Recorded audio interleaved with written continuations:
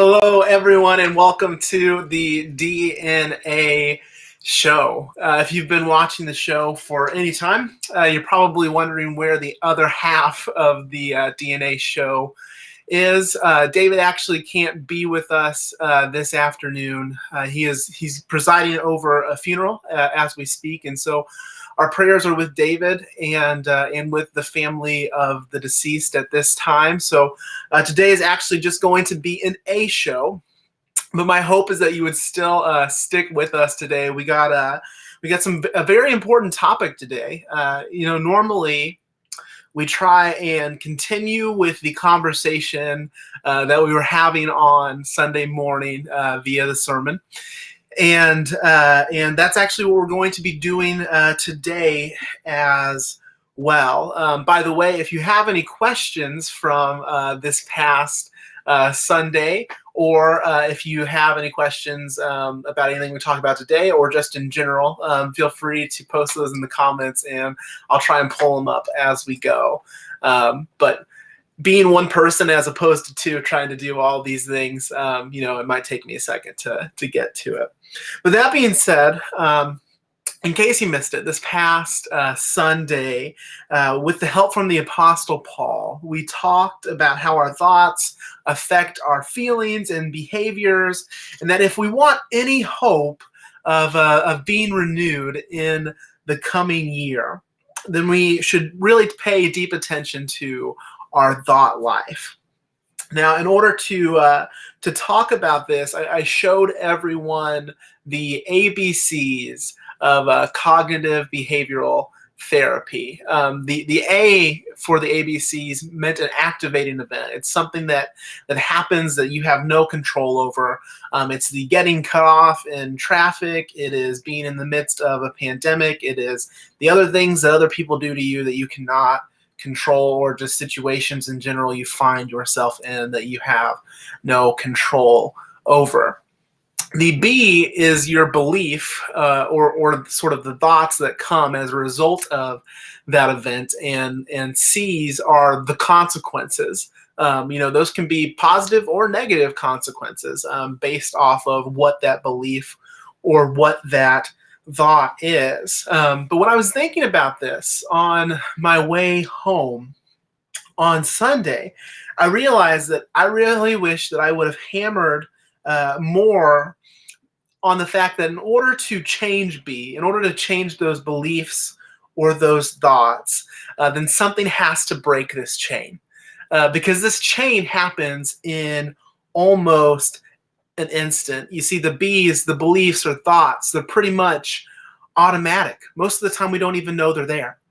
For example, you might get cut off in traffic. That would be the activating event. And automatically anger rises up in you. That's the consequence. So the question might be, well, what's the B there? Well, usually we don't even recognize it. We don't recognize the thoughts that we have because they're usually automatic. We don't recognize the automatic thoughts that lead to the way we feel or the way that we behave. So say you get cut off in traffic. Maybe that automatic thought that pops up is, well, that person doesn't care about my life, and that makes you angry. Maybe it should. Or if you are someone who, for example, suffers from depression, maybe they cut you off, and maybe that leads you into a deep sadness or some other emotion, because maybe that thought turns into, once again, maybe they just don't care about my life. And, those thoughts can lead to different consequences. But regardless, when things happen to us, there's an automatic chain reaction that always happens. So something has to break this chain if we're going to be transformed, if we're going to be renewed. And I talked briefly in the sermon, and I really wish I had more time to talk about this, is that one of the ways, or perhaps the most important way, that we can change our thoughts and therefore change our lives is to become intimately involved with Scripture. And that's the direction I sort of want to head into today. You see, the simple act of reading scripture on a daily basis has the power to transform your thoughts and therefore your feelings and your behaviors. And it happens almost, or rather, it happens dramatically. However, it's not something that a lot of people do. Even people who have been going to church for a long time. You might be surprised to hear this. Even some people who go to church for a very long time don't end up developing this habit of reading scripture daily. So let me ask you this, and please feel free to be honest here. This is a judgment-free zone, and if you feel comfortable, I encourage you to please go ahead and post in the chat. But I would love to hear, what is your relationship with scripture like right now? What is your relationship with scripture like right now? Not what would you hope it would be like, not what was your relationship with scripture like in the past, but what's your relationship with scripture like right now? Because sometimes it can change over time as well. I'll be honest with you. I haven't always had the best relationship with scripture. Don't be afraid. I love scripture now, but if I'm honest, I first came to the church at the age of 12, and I never really had anyone early on in my journey that would pour into me intentionally about what it meant to live out the Christian faith. I would always hear like preachers and youth pastors say that we should read scripture and that it should change our lives. And I believed them. I really did. I 100% believed them. But early on in my journey, I could never get reading scripture to work for me. They would say things like, just read it and it will transform you. And yes, I do believe that simply reading the Bible can transform you. But it doesn't usually work out the way that we think. And when someone says just read it, you quite literally think, get your eyeballs scrolling across the words on the page. Follow along these words with your eyes. And if that is the task, then sure, we can do that. In fact, we can even make it a daily habit.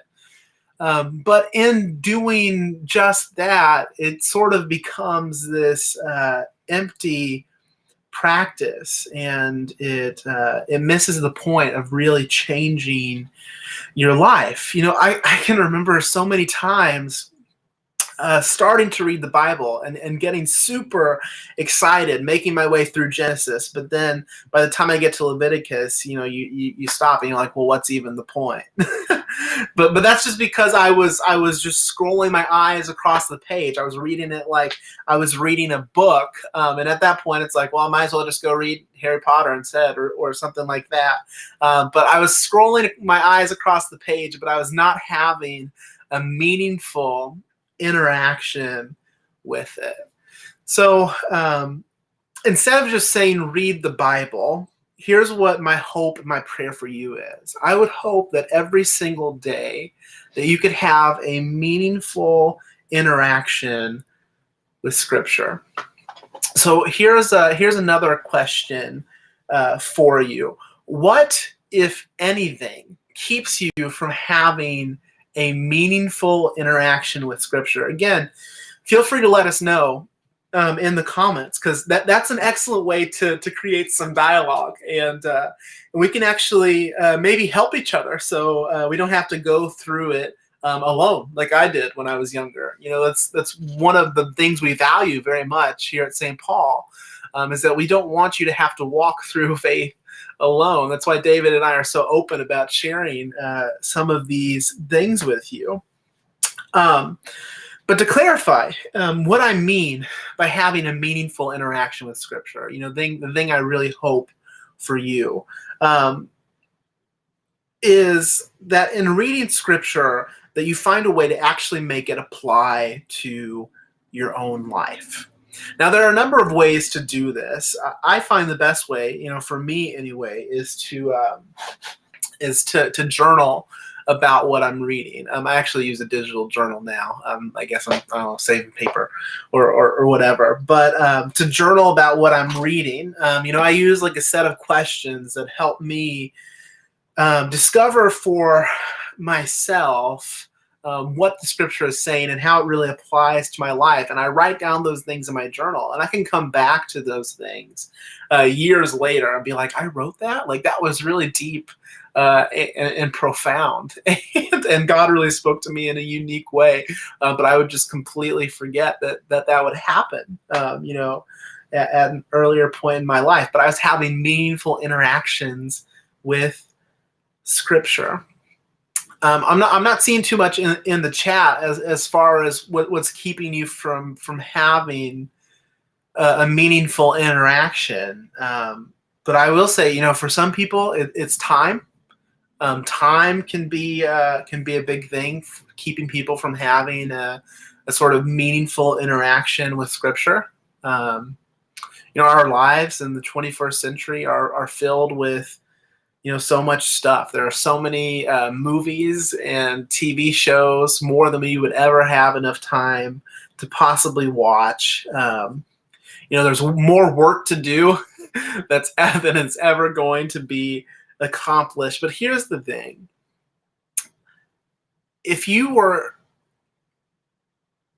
knew that spending 15 to 30 minutes doing something each day that could transform the way that you feel about yourself, the way that you feel about God, the way that you feel about others, or could change the way that you view the rest of your life and would change the rest of your life for the better. The question is, would you do it? Because if so, then we need to make Scripture a priority any way that we can. So it starts by making a plan, figuring out when are you going to read? Like, are you going to do it early in the morning? Are you going to do it at midday? Are you going to do it as you're finishing up the workday? Are you going to do it right before bed? But pick a time. So when are you going to read? Where are you going to read? It's always good to pick a place. As you're developing a habit, especially, it's good to have a specific place where you're going to be reading Scripture. And then, of course, what are you going to read? And we'll get to that in just a second. But once you've decided, then you start to stick to it. I think that you'll discover that time no longer becomes an issue, because as it begins to actually impact your life, we make time for the things that impact our life. I mean, if we really believe that Scripture has the power to do the things that it can do, then we will make time for it. But maybe the problem you have is not knowing quite what to read. That could be a big one. The easy answer that everyone always gives out is, well, go and find a reading plan online. But the thing about reading plans, I encourage you, if you want to go that route, do it. But the thing about reading plans is most of them will send you through that whole pattern of read Genesis and Exodus and Leviticus all in a row and so on. And then you might get burnt out. I did. I tried going that route several times early on. So here's a suggestion from me to you. Try and follow a daily lectionary reading plan. This is something that helped me tremendously. Basically, a lectionary is a pattern of readings that are circulated based on the time of the church year. So there are Christmas readings, there are Epiphany readings, there are Lent readings and Easter readings, but they give you about 1 to 2 readings a day. They're short, usually. They're usually pretty short, and one always comes from the Old Testament, and then one always comes from the New Testament. Sometimes you'll have multiple a day. Some lectionaries will also give you a psalm of the day, if you like that as well. But I highly encourage you, maybe instead of going the reading plan round, especially if you've done the reading plan round in the past and it hasn't worked for you, maybe try a lectionary. And if you need help finding a lectionary reading or a reading plan or anything like that, let David or I know. You can send us a message on Facebook. You can send us an email, but we'd be happy to help you. Maybe another thing, the other thing that might keep you from having a meaningful interaction with Scripture is maybe it's being confused. And I get that. We do, I will say, we do live in a day and age where being confused about Scripture should no longer be a possibility, but it still happens. I find myself scratching my head a lot at Scripture as well sometimes. But there are so many resources out there for us to use and to make sense of Scripture. In fact, I would love to share a few resources with you that are free. You can have for free. One of them being Logos Bible software. So let me see here. Logos Bible software is actually what David and I typically use to write our sermons. That is the actual software itself, but they also have a web app. And the thing about this software is it allows you to do so much. It pulls together where you can read Scripture. It has many different commentaries, things like that are going to help you understand Scripture. And it's a very, very helpful tool if you learn to use it. I will tell you, if you go to faithlife.com/St. Paul Bloomington, you can actually